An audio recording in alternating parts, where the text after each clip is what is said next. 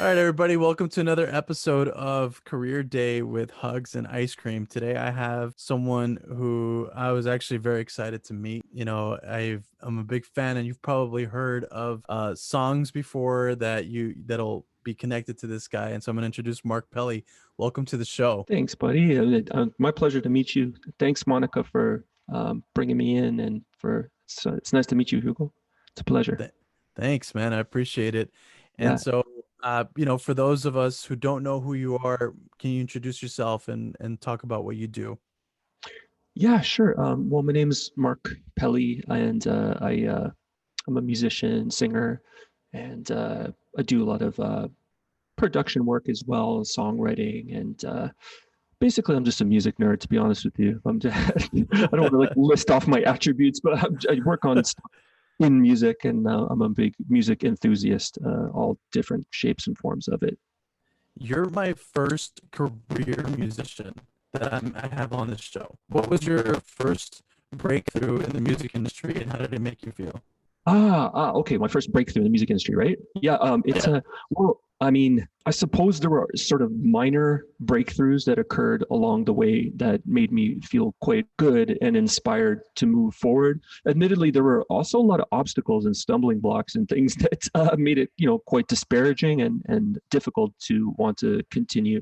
But I guess the first major breakthrough was when I did a song in Canada that got quite a bit of support, radio support. It was like a number one radio record in the country that year. It was with a rapper named Classified, and we did a song called Inner Ninja. And I guess that was my first big placement where I had done something that Yeah.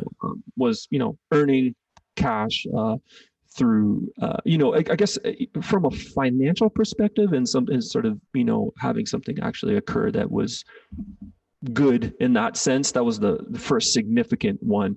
Prior to that, I was still very much, involved in music and working very hard at it, in various shapes and forms, but it wasn't necessarily something that had kind of had an effect on as many people as that song. So I guess that was my first taste of working on something in the studio and then having that thing, be successful. Yeah. Okay, Yeah. cool. Was it always part of your plan to be a musician, or what did Mark want to be when he was a kid? Yeah, man, it's a good question, but like even when I was really young, I really did want to do music. I kind of felt pretty sure that was going to be the path I took even at a younger age.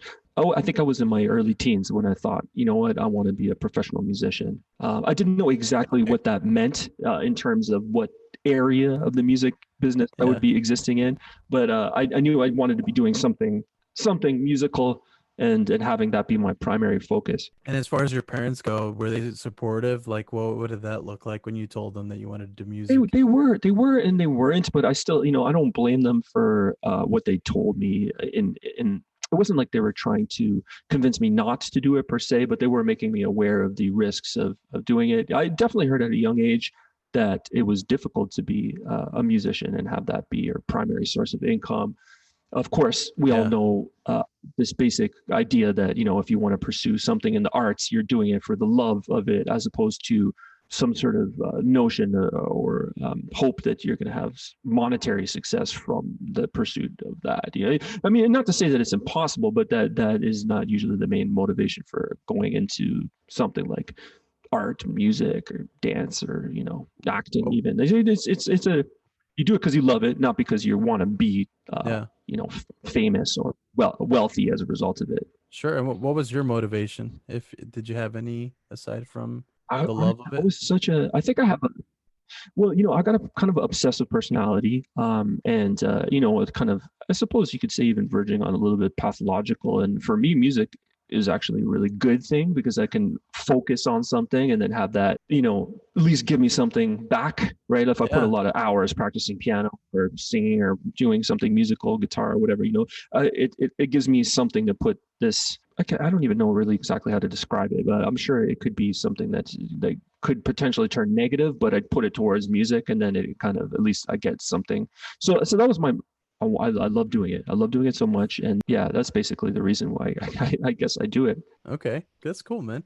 Is there anything that your younger self would not believe about your life today? Like if you were to reflect right now on everything that you've experienced, is there something that your younger self would just be like, no way? this is gonna happen? Yeah, it's lots, so much, man, so much.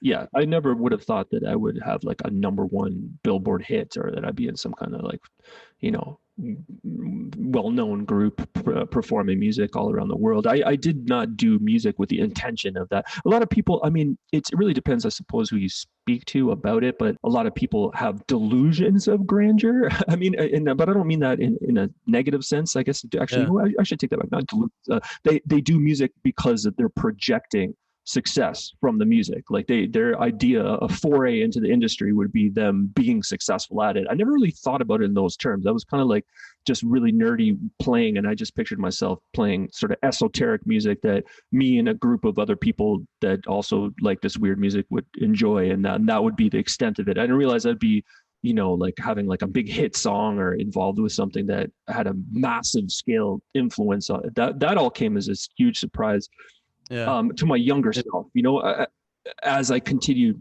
to work through music, I have to admit, I was making that a focus. I was trying to make hit songs. It wasn't, didn't come out of nowhere. It came out of work towards doing that. But my younger self wasn't projecting these things. I had no idea that was going to happen. Okay. Okay, cool. Man, that's awesome. I think I know you from the reggae pop band and Magic, and Yeah, I was a real big fan of just that album you guys put out.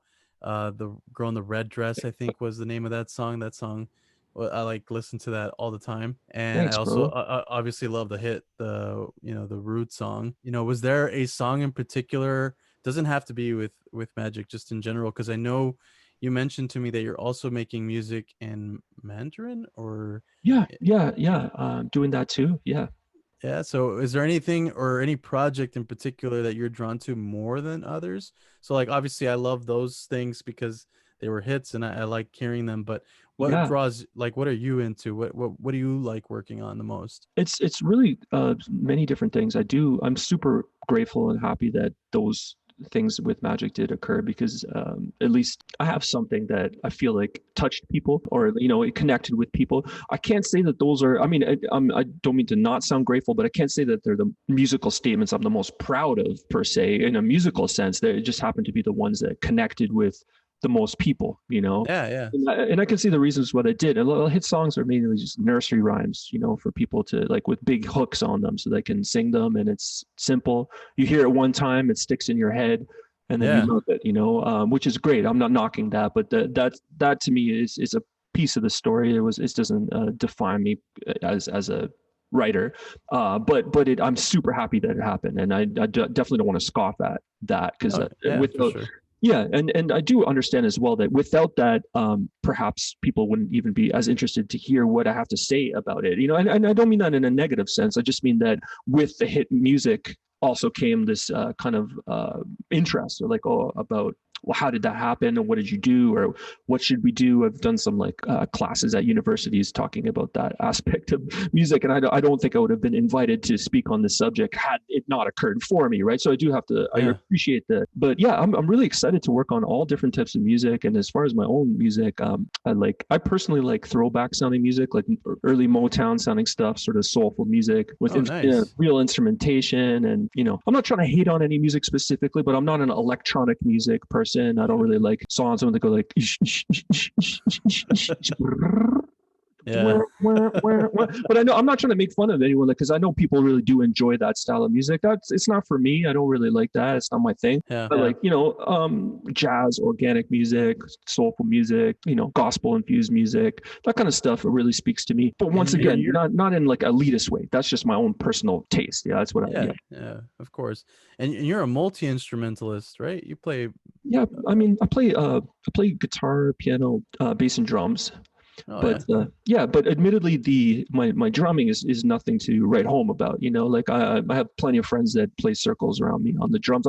I enjoy it, and I do practice it a lot. I have to say, these last 10 years, I made a lot of strides on the instrument, because I kind of got nerdy about it and practiced a lot. But yeah, you know, I usually generally use drums more for production purposes, and that's kind of what motivated me to improve at actually playing drums, is because I was making so many records and I was producing them without even being skilled on the instrument, and then it made me think, think, you know what, I actually got to improve at drums because, doing drums all the time, it kind of doesn't make sense that I don't really know how to play very well. So I started working harder at them, and that's kind of why that's part of the mix too. Yeah. So do you feel after the success you have had, do you think that the image you have of yourself matches the image that people see you as right now? That's a really good question, buddy. I'm not sure because I actually do think that people see me perhaps quite differently than I feel myself. I think, and I truly don't wish to come off ungrateful for the things that have occurred, but I think people can't help but see me be the guitar player of the group that had this hit song that they liked 7 years ago. And that's mainly the main talking point where they're like, oh, you're the guy, you wrote the hook of that song.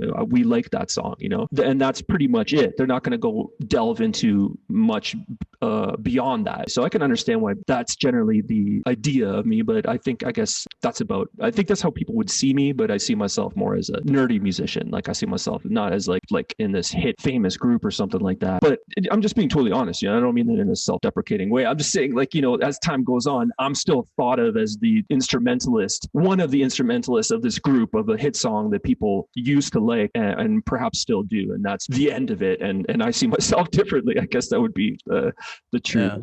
Yeah. Okay. Yeah. And, is there a question right now that you're trying to answer the most right now in your life? Like, is there a question? Like, I'll give you an example. Like, I guess so. Like, yeah. Give me an example, buddy. Like, one of the question I want to answer most in my life is, should I do video game streaming and take it seriously? And that's like the question that I'm trying to I don't need someone to tell me. I need myself to do it and figure it out and see if it's something I want to do. So what question are you trying to answer the most in your life currently? Man, that's such a hard one, bro. I'm having trouble. I don't know. I mean, there's numerous ones. I mean, it's some sort of larger issues like why am I here and what ought I to do? What should I keep on doing it? But I guess more pragmatically and just on a sort of regular basis, I do think about, should I continue to make my focus trying to make hit songs? Yeah. Is that the most logical thing to do based on the income that I've had? I usually come up with the conclusion that yes, it is, because that is sort of mainly what I've made my money from, is doing production and trying to write music that connects with people. Sometimes I do think about things in terms of, well, maybe I should go into more an education role, like be an educator. I started a master's in music. Maybe I should finish that off and try to have a teaching position and help younger people get involved in music, not necessarily pop music, even that specifically, but just music in general.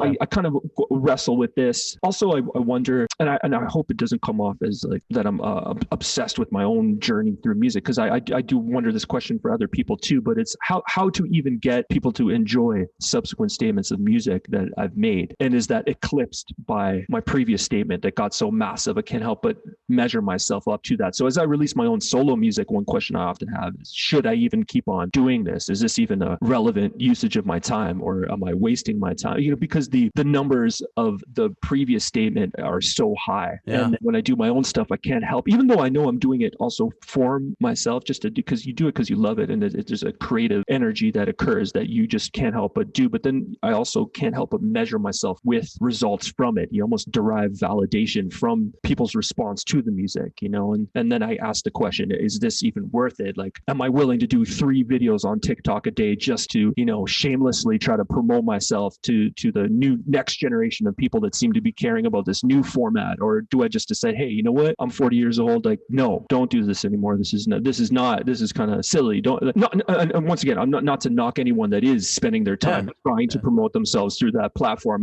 These are the questions that I've been asking myself and trying to figure out whether, I should continue in what manner, and focus on what in order to have the most success and enjoyment through continuing to make music. Yeah, I think it's a big challenge. I think I only stay relevant to today's things because I have a 10-year-old son. Cool. And so terminology, the apps, I'm only aware of what they do or what they are because of him. Yeah, that's good. And, he's keeping you young, man.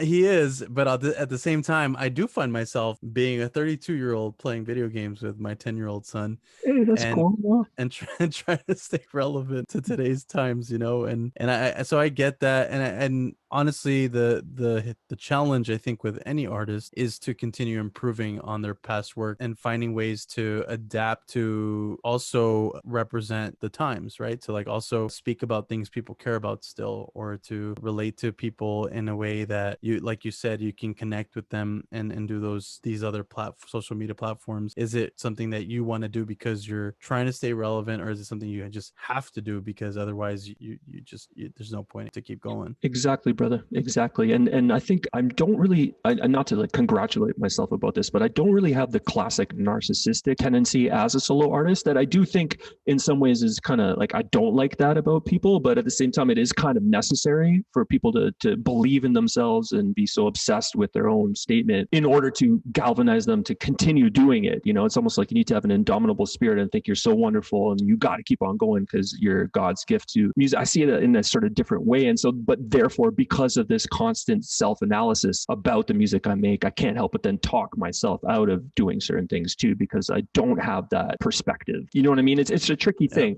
Yeah. And it's almost, it's separated from the actual music itself, like one's ability to make music versus how much confidence they have in their own ability to make music is, they should be connected, but there's a huge divide there. Yeah, for sure. So, you know, as a working musician, how did 2020 affect you? How did the whole COVID pandemic affect you? Oh, yeah. Well, with that, I mean, I mean, obviously my heart goes to anyone that struggled with that in a really significant way. As a musician, of course, I felt the effects of it from a live music perspective. I used to perform a lot live on a weekly basis, you know, sometimes 2 times a week. That's how I knew Monica too, because I was performing at the Rhythm Room a lot and she was doing the sound there for us, right? That's how we became friends. So nice. Like, yeah, right. So, I mean, that was definitely a part of the mix for me. And albeit not my primary source of income, it also provided me with some sense of purpose. So at least I'm connecting with people doing music and I'm trying to do my thing. And when that disappeared, then obviously, you know, that was a big chunk of something that disappeared. No, I'm not doing live performances at all. Also for income purposes too, with Magic, we played, you know, big events, you know, big reggae festivals, big shows. And of course, you can't do any of that when, you know, for people's safety, right? We can't be promoting like a reggae festival runs contrary to threat of viral infection. You can't have like one love, let's all come together, you know, come up to the stage, right? It's just like completely not the thing to do when people are worried about this, as like, you know, but it did affect me. Luckily, though, I did spend a lot of time doing music in the studio, like in sort of solitary settings, working on music in the studio. So basically, I was able to just do even more of that and not, you know, without any emphasis on live music. I just did stuff in the studio. Also started streaming for this app called Kumu from the Philippines, when they give me a kind of a monthly salary to just stream every week for an hour. And, you know, I found little opportunities to still kind of play live music, but it's more, you know, in a streaming sense. Yeah. That's cool, man. That's awesome. Yeah. You try to find ways to adapt, right? Yeah. What would you say is your happiest memory throughout this whole COVID experience? With happiest memory from the COVID experience, I guess, you know,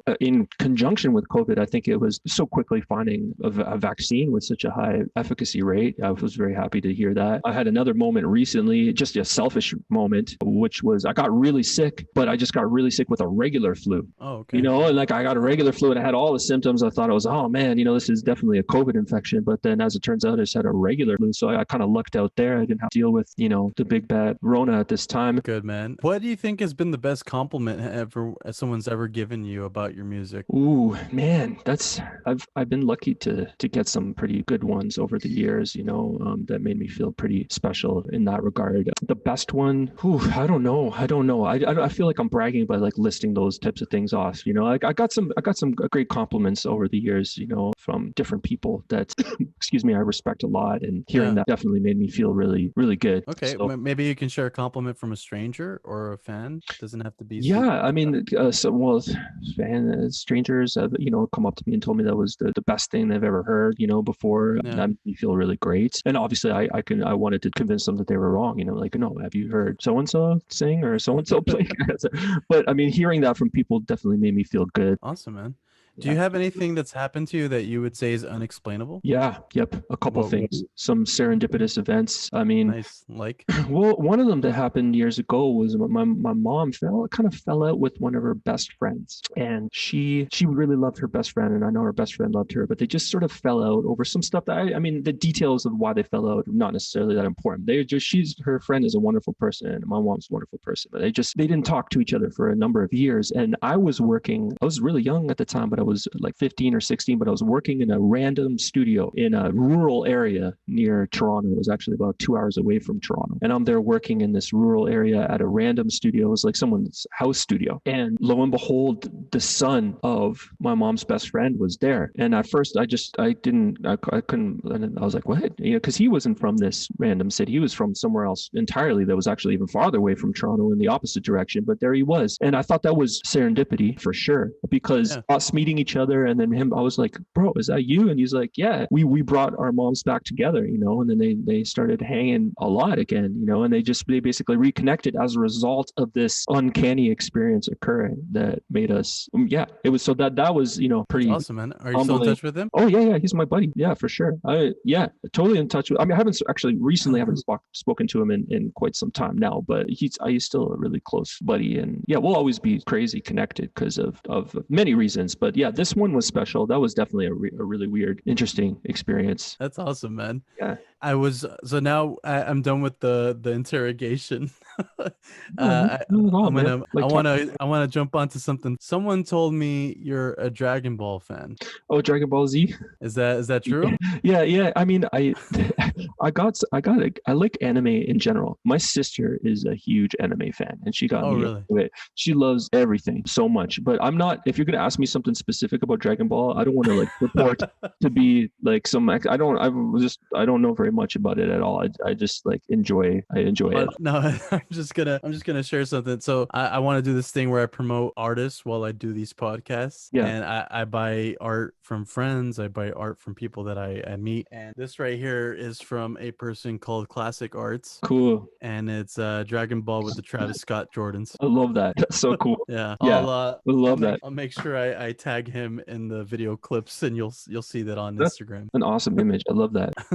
Yeah, man. Now this is the part of the interview where I give you a chance to ask me a question if you'd like. Sure. Are you open to doing that? Any questions for me you'd like to know? You're saying that you're considering maybe going into gaming professionally. Isn't that what you're saying? That like doing some streaming and like doing that. Are you thinking about doing that in a really significant way? I want to hear more about that. So I actually do comedy. I'm a comedian. I do music comedy, and a lot of the times I play video games just with my friends, and we just do commentary, and I tend to make people laugh with the commentary I make. Cool. And it's a lot of fun playing video games, especially with strangers, people I don't know. And I kind of do what I'm doing with you, with people I randomly meet online. And the idea would be to stream that, because a lot of times people are like, yo, why aren't you streaming that? I think that's kind of cool, because I love making connections, and that's kind of like my obsession. Cool.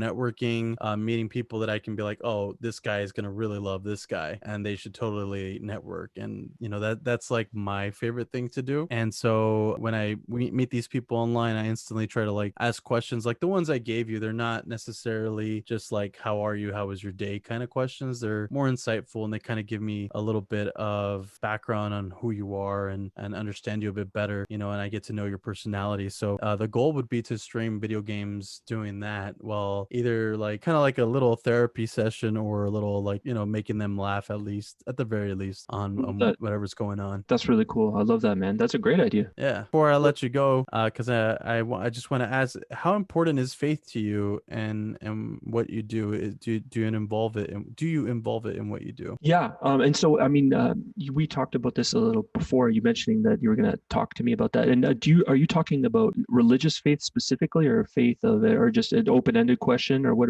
I'm just curious to know what you want me to like expound on. It's a really open question. So whatever the question means to you, some people have answered it with religion and theology based responses, and some people have just said that faith to them means just believing in themselves. So my question, I guess, would be, do you have a theology that you're using for this, or is this something that you're focusing more on just you and believing in yourself? Yeah.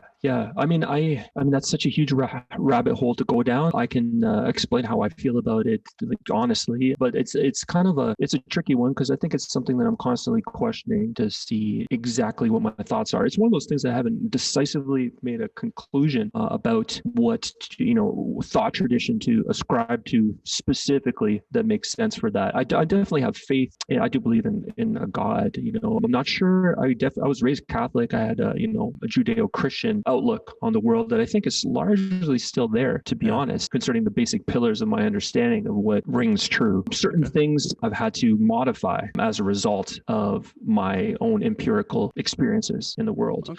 And I guess like my idea of faith is kind of more become into faith in the unknown, and respect of the unknown, and a desire to learn more. And even if I never fully figured out, I do think that humans are trying to explain the answer to which is truthfully unavailable. So anyone who purports to have an answer to that, I think, is largely just trying to sell you on an idea. And and as far as faith, as far as in oneself, let's just move it towards music. Like, it's so vitally important to have faith in yourself as a musician, as a singer, as an artist. If you just even just a sort of basic principle sense, if you don't have faith in yourself, then you really won't be successful. Not that you need to be successful. I don't want to make someone out there feel like they need to measure themselves based on the amount of success that they've had, because I think that's unreasonable as well and can potentially cause harm, mental health based harm, because then you're thinking, well, I've worked so hard and I do believe in myself. Why do I not have any success?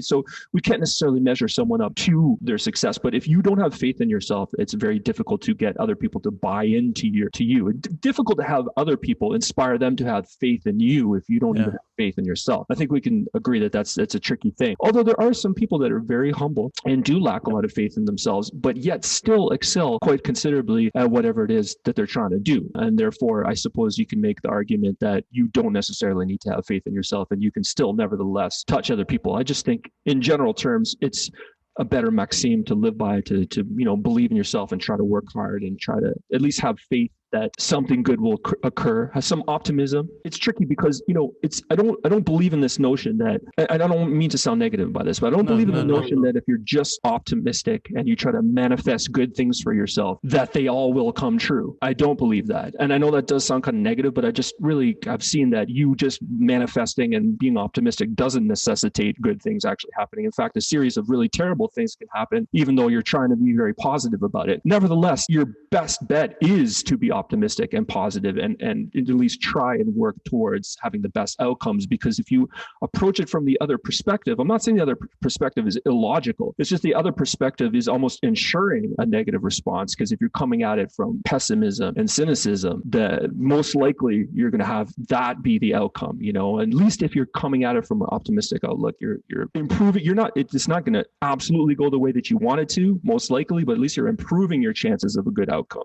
Faith is important, because faith encompasses all these things, the optimism, the kind of brighter outlook. Everything is kind of compounded in this idea of faith in oneself and faith that your efforts are going to be rewarded somehow. Yeah, man. I know I gave a confusing answer there, though, but it's a tricky one. Right? It's a loaded question. It is a loaded question, and I appreciate you answering it and taking the time to give us your thought process. And before I let you go, Mark, the last thing I want to know is, where can we find you? Is there anything that you'd like us to know? I think you're releasing a song. Is that correct? Yeah. So soon I'm going to be dropping a song, a duet with my friend Cedrice. She's really great. She actually made it really far into the Voice of last season. She was in the top 10. She's really great. So our song is called Don't Go. It's going to be dropped on May 14th. So check out for that. And you can find me on, various places, Spotify, YouTube, Instagram, whatever. It's just Mark Pelli, MarkPelli. And on those platforms, if you want to check out the music and stuff. And that's my shameless plug right there for trying to connect to the music, All right, man. I really appreciate you taking the time to join us tonight, and I look forward to hearing your single release on May 14th. I'm gonna pre-save. Oh wow! And make sure that we're prepared for that release. All right. Thanks, bro. I really appreciate that, and thanks, Monica, for connecting me with your cuz. I appreciate you guys. Yeah, man. Thank you. Have a good night, man. Appreciate it. You guys have a great night.